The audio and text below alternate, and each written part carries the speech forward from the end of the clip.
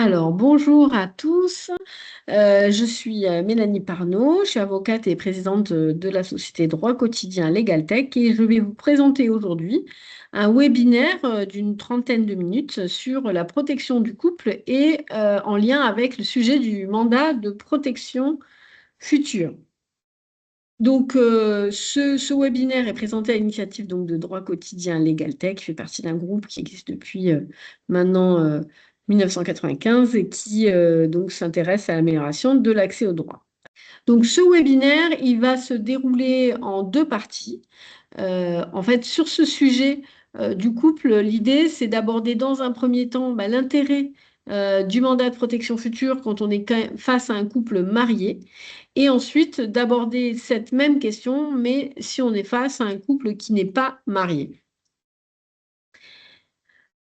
Donc la première partie va concerner l'intérêt d'un mandat, de la mise en place d'un mandat de protection future pour les personnes qui sont mariées, parce que c'est vrai que souvent, les remarques que l'on a quand on aborde la question du mandat de protection future à des personnes qui sont mariées, ils disent, bah, écoutez, nous, en fait, on est en bonne santé et puis on va pouvoir s'entraider, donc on ne voit pas tellement l'intérêt du mandat de protection future. Alors c'est vrai que quand la vulnérabilité survient, il y a beaucoup de démarches qui peuvent être gérées grâce aux droits qui sont octroyés à chaque époux. Et donc, on voit pas toujours l'intérêt de mettre en place une mesure de protection. Effectivement, tout un tas de formalités peuvent être réalisées sans difficulté pour un conjoint qui est en état d'incapacité. Aussi bien pour les formalités du quotidien, que pour la gestion des biens communs. Voilà. Donc c'est vrai qu'on peut très bien se dire, mais finalement, à quoi ça sert de faire un mandat de protection future? On est marié, il n'y a pas de souci.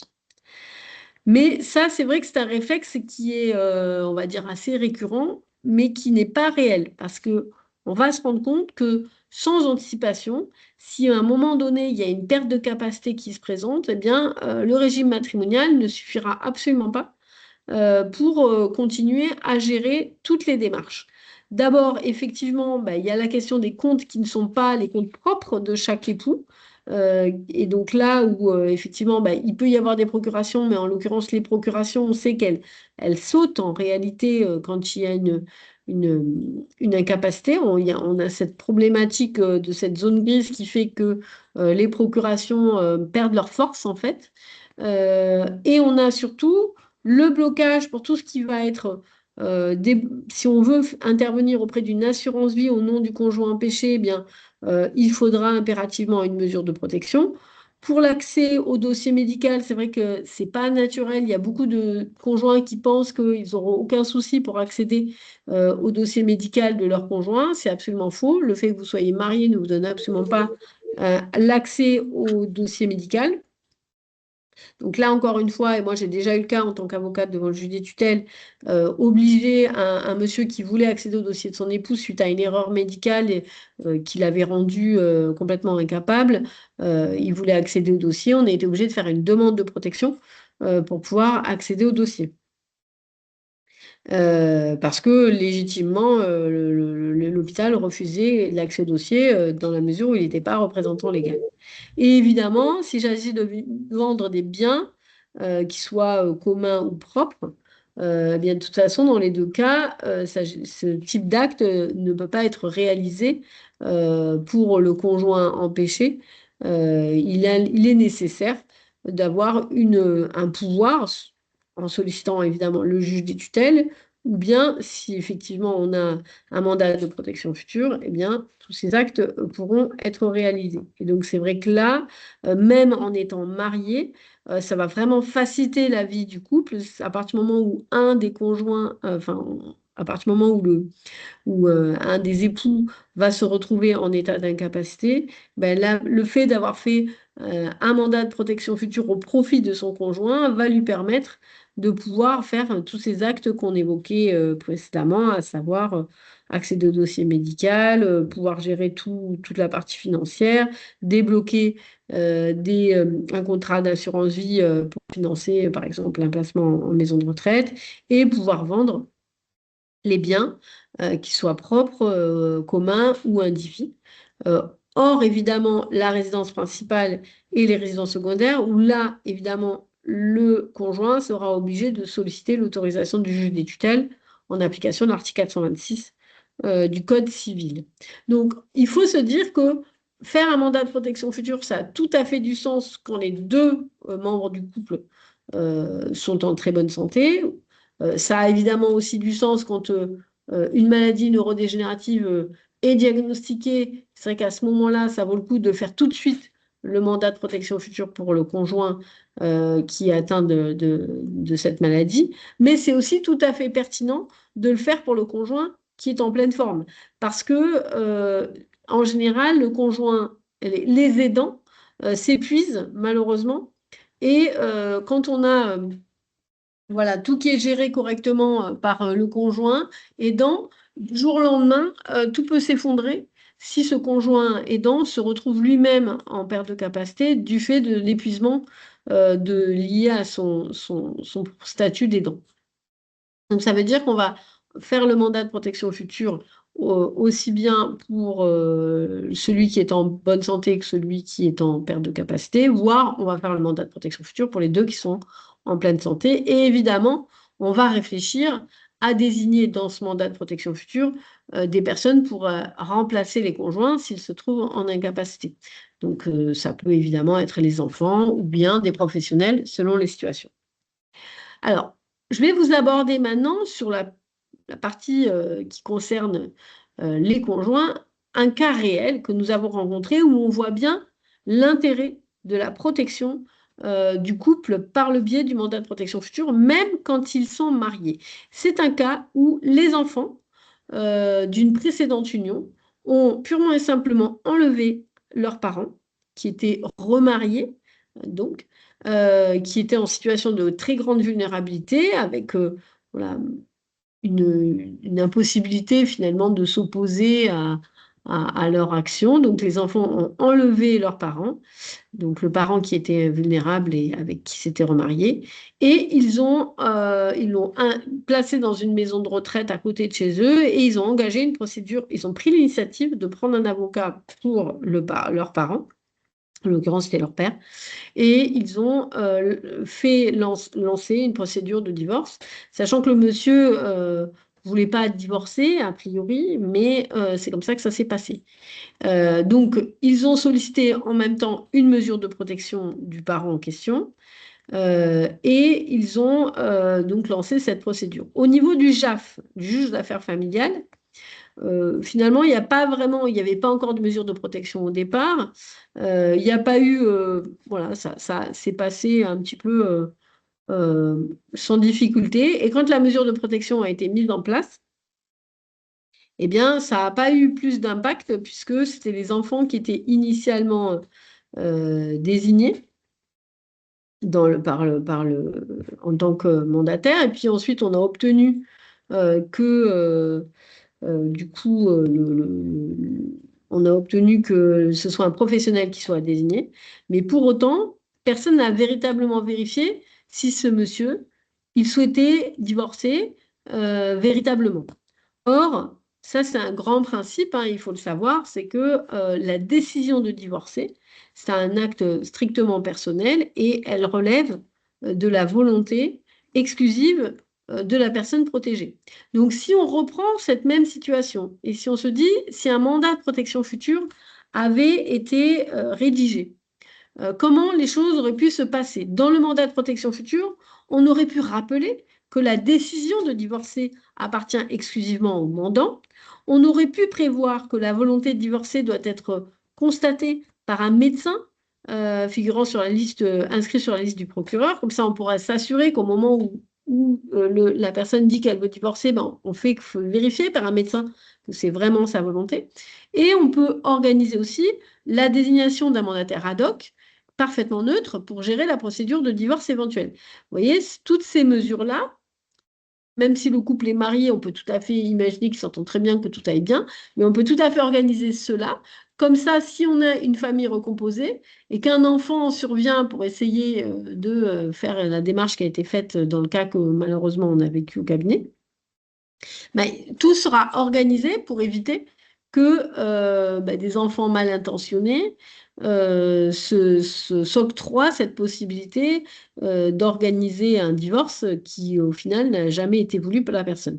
Et ce qu'on peut faire, c'est qu'on peut rajouter, alors vous savez que nous, on a mis en place ce système du mandat de protection future qui est complété par un coffre numérique de volonté et qui est actualisé chaque année, c'est-à-dire qu'on signe son mandat d'un côté et de l'autre, on va pouvoir chaque année exprimer des volontés dans son coffre-fort et donc chaque année, la personne pourra re-signer une volonté pour bien préciser qu'elle n'a pas le souhait de divorcer, ce qui permet, si jamais du jour au lendemain il y a une vulnérabilité qui émerge, eh bien il y aura une volonté claire et récente que la personne ne souhaite pas divorcer. Alors c'est vrai que ça peut être perçu comme un cas incroyable, mais c'est vraiment un cas que nous avons rencontré réellement au cabinet pour lequel il n'y a absolument pas eu vérification que la personne souhaitait véritablement divorcer par l'intervention d'un médecin. Et donc, cet élément-là n'a pas été vérifié ni par le juge des tutelles, ni par le JAF. Donc, c'est très important de rappeler ça dans le mandat pour être sûr que si jamais il y a une difficulté dans une famille recomposée, mais que les enfants ne s'octroient pas cette liberté d'engager cette procédure, alors même que c'est normalement interdit, hein. Mais bon, voilà. Dans la réalité pratique, il faut savoir qu'on peut le rencontrer. Donc voilà pour la partie de la protection du couple pour les personnes qui sont mariées. Donc maintenant, on va se poser la même question, mais cette fois-ci pour les personnes qui ne sont pas mariées. Quel est l'intérêt de rédiger un mandat de protection future? Alors, pour rappel, si on est en PACS, il y a quand même tout un tas de choses qu'on peut arriver à faire sans avoir intervention d'une mesure de protection, les dépenses courantes du couple. Et si on est en régime, on a choisi le régime d'indivision, on peut gérer, entretenir les biens indivis. Par contre, effectivement, pour le concubinage, eh bien, le fait qu'on soit en concubinage ne donne absolument pas d'autorisation de faire toutes ces démarches. Donc, on peut se trouver dans une situation de blocage. Et donc, comme on le disait précédemment pour le couple, on va rencontrer à peu près les mêmes problématiques avec les procurations qui sautent, les procurations bancaires qui sautent tout simplement parce que dans la zone grise, on peut plus, voilà, la banque peut du jour au lendemain se dire, votre concubin, votre partenaire, il n'est plus en état, donc votre procuration, elle n'est plus valable. Et puis, il y aura toute cette problématique de pouvoir débloquer les assurances vie, de pouvoir accéder au dossier médical ou de pouvoir vendre un bien pour lequel, là, à chaque fois, on aura besoin d'une mesure de protection. Et donc, s'il n'y a pas eu de mandat de protection future de signer, on sera obligé d'aller devant le juge des tutelles avec toutes les complications que ça peut poser en termes de délai. Et donc, l'avantage du mandat de protection future, c'est qu'il va permettre voilà, de donner aux partenaires de PACS ou aux concubins le droit de pouvoir faire toutes les démarches nécessaires, notamment accéder au dossier médical, gérer les comptes, débloquer une assurance vie, et puis vendre des biens hors évidemment les résidences principales et secondaires, comme dit tout à l'heure, article 426 du Code civil. Là, il faudra l'autorisation du juge des tutelles. On va reprendre à nouveau. Donc là, j'ai deux cas réels à vous présenter. Un premier cas réel qui montre à quel point c'est important de réfléchir à la protection du conjoint, du concubin ou du partenaire de PACS, parce que cette problématique aurait pu se poser de la même manière en PACS. Donc là, c'est un monsieur qui, du coup, s'est retrouvé mis dehors lorsque sa compagne, qui était sous tutelle et qui était propriétaire du logement, est allée en EHPAD. Que s'est-il passé? Ce concubin s'est rendu compte que du coup, sa compagne avait des graves problèmes de perte de capacité, une maladie neurodégénérative assez importante. Elle avait du patrimoine et donc il a demandé au juge des tutelles la désignation, voilà, une protection pour sa compagne. Malheureusement, le juge des tutelles a préféré désigner un mandataire judiciaire indépendant compte tenu des enjeux patrimoniaux dans la mesure où ils n'étaient pas mariés et parce que le concubin était quand même relativement âgé, il avait 90 ans alors que sa concubine avait que 82 ans. Donc, il a désigné un professionnel et malheureusement, quand l'état de sa compagne s'est dégradé progressivement, Le MJPM a décidé qu'il fallait qu'elle aille en maison de retraite. Alors parce que, bon, bref, peu importe, il y a eu un moment donné où monsieur a dû lui-même être hospitalisé pour des problèmes de santé. Et quand il est revenu, il s'est rendu compte que sa compagne était en maison de retraite, mais surtout que le mandataire judiciaire avait fait changer les serrures et que donc il ne pouvait plus rentrer dans le logement où il avait quand même une bonne partie de ses affaires. Et donc, il ne, voilà, le mandataire refusait en disant qu'il était occupant sans droit ni titre, puisque le logement appartenait à sa compagne, et que donc il ne pouvait plus accéder au logement. Pourtant, c'est vrai que c'est assez terrible, parce que sa compagne, elle avait prévu par testament de lui léguer l'usufruit du logement. Donc, en fait, ce monsieur ben, n'a pas eu gain de cause, il faut le savoir. Et donc, il n'a pas pu retourner vivre dans le logement. Parce qu'effectivement, il n'avait aucun droit sur ce logement, alors même que c'était le souhait de sa compagne qu'il puisse continuer à y vivre tant que, notamment pour qu'elle puisse, elle, revenir de temps en temps dans la maison, passer des moments ensemble. Voilà. Et donc, si un mandat de protection future avait pu être signé, il aurait bien évidemment pu, donc cette dame aurait pu désigner son partenaire de Pacs ou son concubin comme mandataire de protection future. Il aurait pu aussi, ce mandat de protection future, rappeler l'obligation de respecter la volonté du mandant. Et dans le coffre-fort numérique de volonté qui vient compléter donc le mandat de protection future, la mandante aurait pu indiquer sa volonté de maintenir l'hébergement de son mandataire, de son partenaire ou de son concubin dans la maison, même en cas d'hébergement en EHPAD, sachant que cette dame avait vraiment une très bonne retraite et qu'il n'y avait pas du tout de difficulté, pour le coup, à maintenir l'hébergement.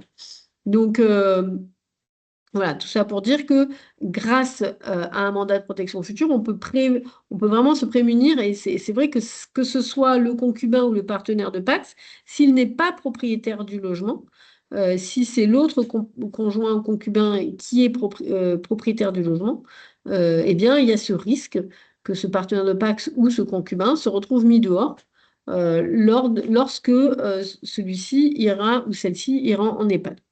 Donc ça, c'est quand même un cas intéressant à envisager. Alors, on a un deuxième cas réel où là, pour le coup, c'est plutôt le contraire. C'est plutôt, du coup, une situation où c'est un membre du couple qui, peut-être, a commis un abus. On était sur, du coup, dans ce cas réel, un couple qui était ensemble depuis une bonne vingtaine d'années. Et ce couple, en fait, le monsieur a toujours exprimé le fait qu'il ne voulait pas se marier.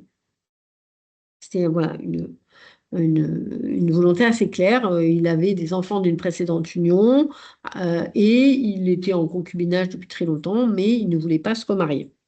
Et donc, cette volonté était assez voilà, connue de ses enfants.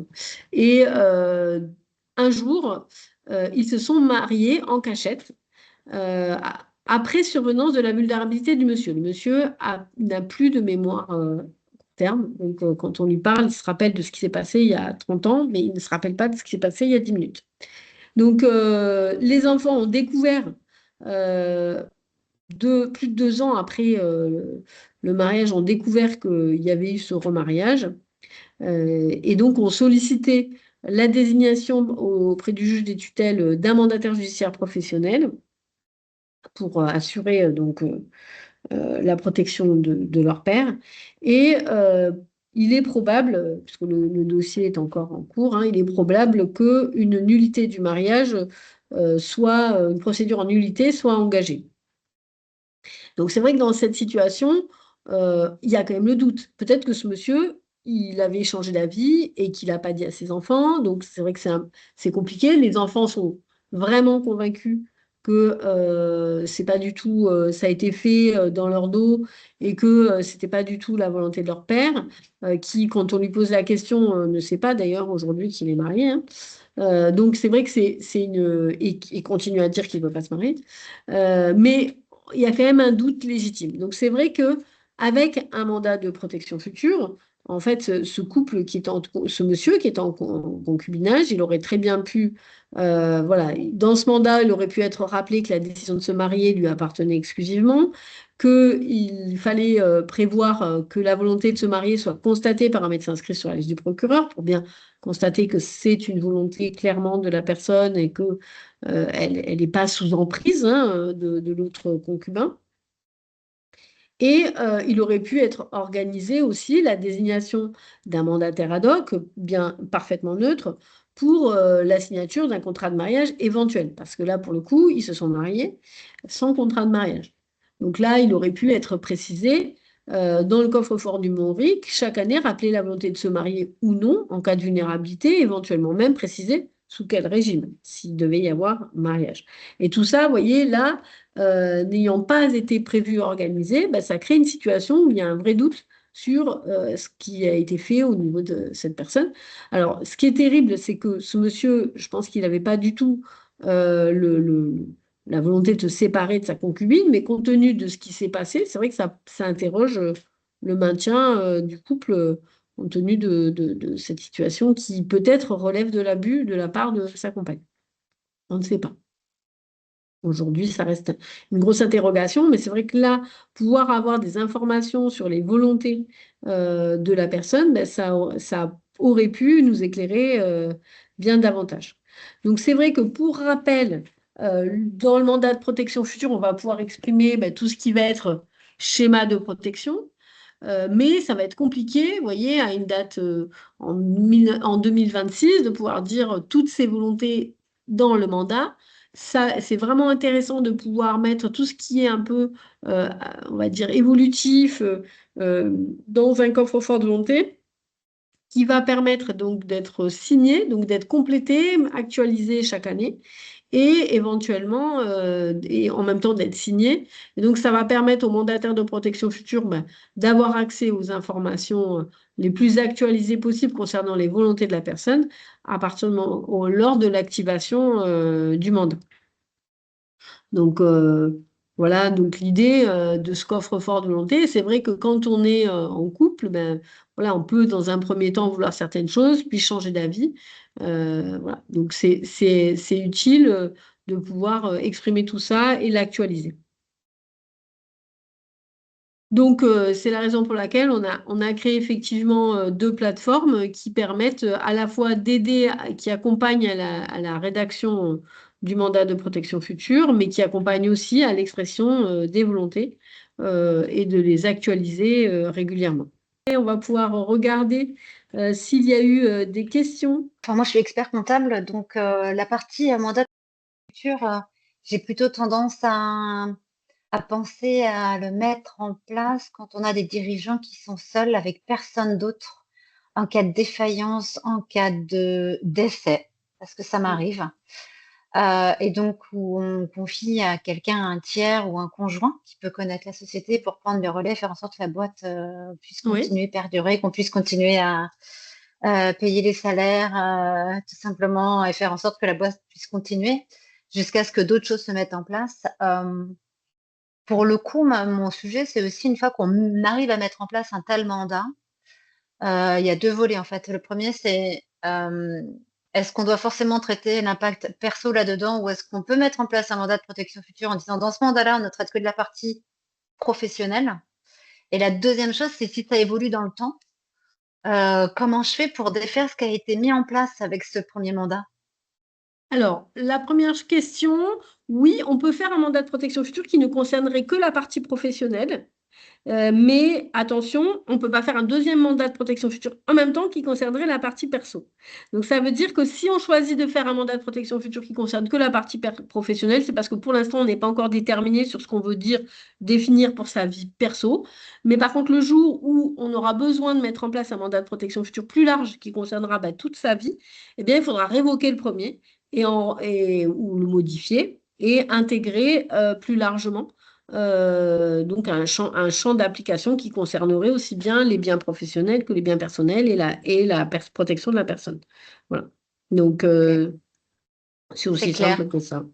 Mais la première personne qui était, si vraiment je change de conjoint, je veux dire une situation complètement Je folle. révoque lettre recommandée avec accusé de réception au mandataire et au notaire et le mandat est révoqué immédiatement. D'accord, on passe bien par, une information aussi individuelle, Oui, du mandataire, qui ne sera de ce fait plus concerné par la suite. OK. voilà. On est obligé pour révoquer, on doit faire une formalité par lettre recommandée, aussi bien au mandataire qu'au notaire. Alors pour moi, on n'était pas obligé de passer par un notaire pour mettre en place le mandat, mais, Alors, donc nous, ça a vous peut-être voyez, moi changé. je suis Oui. avocate et du coup, je ne fais pas de mandat de protection future. Pourtant, vous avez raison, on peut faire des mandats de protection future sous seing privé. Pourquoi je déconseille les mandats sous seing privé? Parce que le mandataire va se retrouver avec des pouvoirs qui sont beaucoup plus réduits que si c'est un mandat notarié. Il ne pourra pas faire les actes de D'accord. disposition, notamment s'il doit vendre la boîte, il ne pourra pas.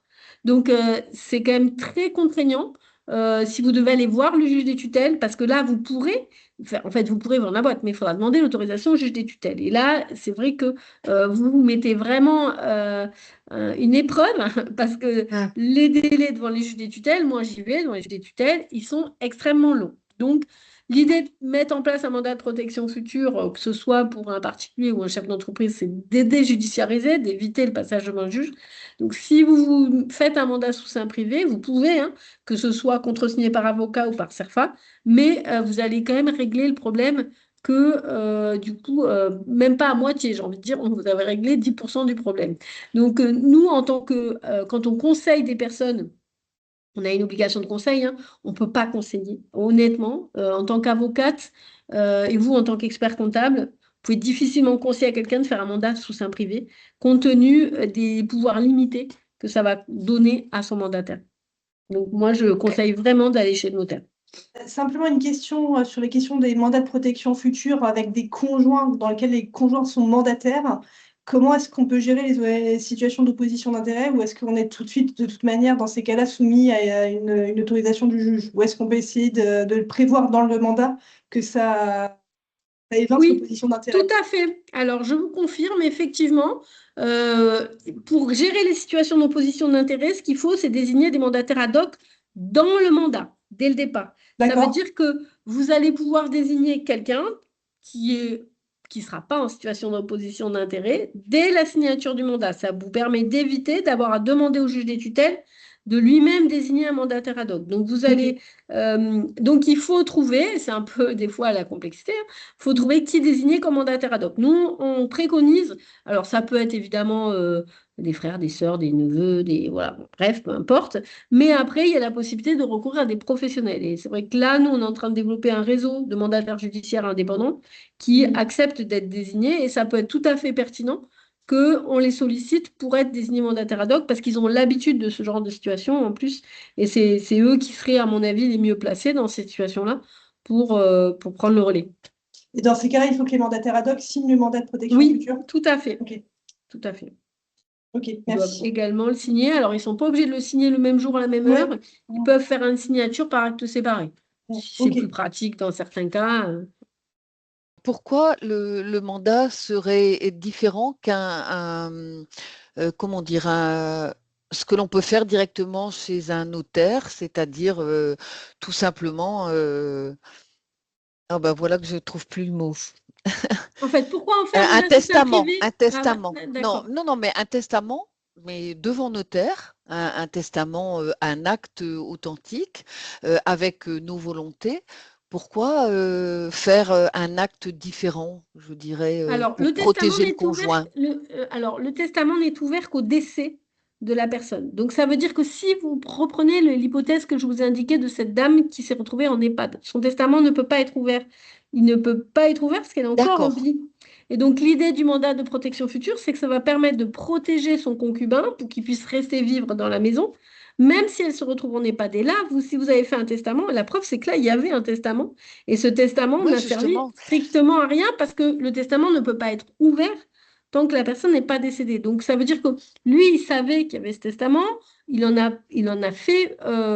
donné connaissance au mandataire judiciaire indépendant qui n'en a pas tenu compte et qui a dit, Madame n'est pas morte. Donc, Alors, concrètement, on s'adresse à qui pour avoir un mandataire, enfin pour recueillir justement les volontés de personnes vivantes qui souhaitent effectivement se protéger l'un l'autre.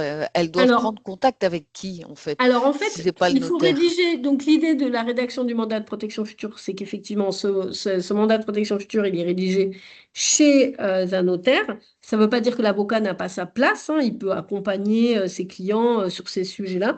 Mais, in fine, il faut qu'il y ait un acte notarié qui soit signé. Et en parallèle de ça, nous, ce qu'on a mis en place, c'est un système de coffre-fort de volonté qui va compléter. Donc, il est indiqué dans le mandat qu'un coffre-fort de volonté a été souscrit par la personne.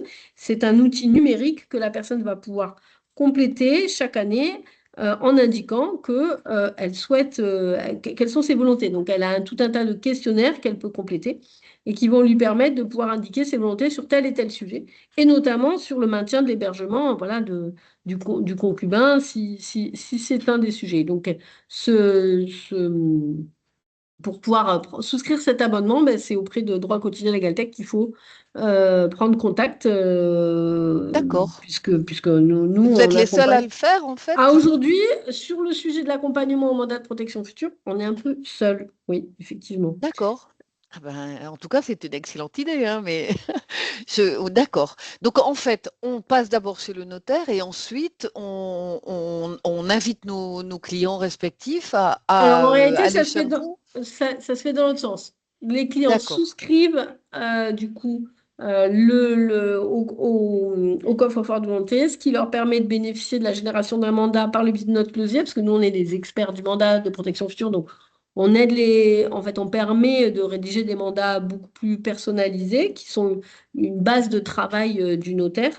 Et du coup, dans le mandat de protection future, il est bien indiqué la référence au coffre-fort de volonté avec un numéro de référence pour bien coupler le mandat de protection future et le coffre-fort de volonté. Très bien. Et alors, moi, personnellement, je suis avocat, mais à la frontière franco-belge. J'ai des clients, en fait, qui sont français, dont certains habitent en Belgique, mais se sont mariés en Belgique, mais travaillent en France, ou enfin bon, il y a beaucoup de situations comme ça. Donc, quelle que soit la résidence, si il y a un choix d'application de la loi française, on peut, enfin, des résidents belges français peuvent venir faire cette démarche. La question du coup, quand on est transfrontalier, il faut vous dire une chose, c'est que vous pouvez faire un mandat de protection future en France. Si vous choisissez de rédiger votre mandat de protection future en France auprès d'un notaire français, c'est le droit français qui va s'appliquer pour la rédaction. Donc, les conditions de validité de la rédaction seront regardées selon le droit français. En revanche, si au moment de l'activation du mandat, vous logez, enfin, vous habitez en Belgique, c'est les règles du droit belge qui vont s'appliquer. Mais pour l'activation, si vous voulez l'activer en France, vous allez devoir justifier d'un domicile en France quand même. Parce que, en fait, le mandat de protection future, pour l'activer, il y a une pièce qui est demandée, parmi les différentes pièces qui sont demandées par le greffe des tutelles, c'est un justificatif de domicile qui rentre dans le champ d'application, dans le champ territorial Et ça peut pas être du tribunal. à notre domicile, enfin au domicile de l'avocat. Non, Enfin alors non. Oh là là. c'est une bonne question. C'est une bonne question. Il n'y a Parce aucune que moi, jurisprudence. On voilà, peut.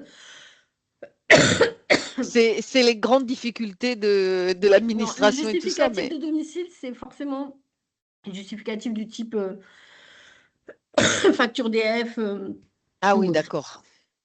Donc, Donc, ben, ça, c'est. Et pourtant, il y a mais des Français qui habitent en Belgique et qui demandent dans leur testament l'application de la loi oui, française. alors, dans Donc le dans leur testament, testament, c'est possible et non, dans mais ça cette veut dire que protection-là. vous pourrez si vous logez en Belgique, vous pourrez activer le mandat de protection future, mais selon les règles belges. Puisqu'il Ah y a bon? parce qu'il y a une convention internationale, donc on a fait un webinaire spécifiquement sur ce sujet. Donc, je vais clore la Oui, question, parce que je n'arriverai pas à vous répondre aussi je rapidement, comprends. mais il faut savoir qu'il y a une convention internationale qui prévoit comment s'articule quand on est à cheval sur plusieurs pays, quand il y a des éléments d'extranéité. eh bien, il y a des règles qui s'appliquent. Et là, en l'occurrence, la Belgique et la France ont toutes les deux signé cette convention internationale, donc elles peuvent s'appliquer. Donc, sachez qu'il y a des règles. Beaucoup, excellente Merci journée. à vous tous et puis je vous souhaite une bonne soirée. Au Merci. revoir.